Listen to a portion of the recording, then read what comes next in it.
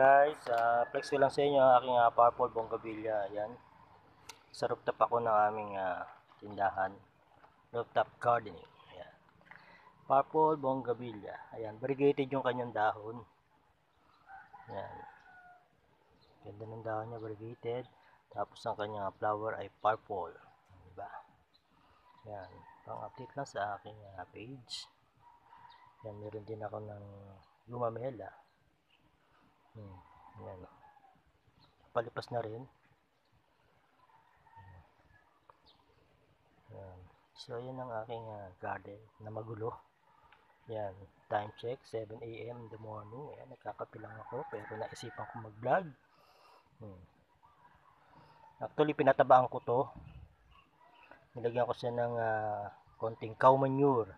Saka nagbababad ako ng mga pinagbalatan ng sa kusina, pinagbalatan ng prutas, ng gulay, binababad ko sa timba, saka ako sa dinidili.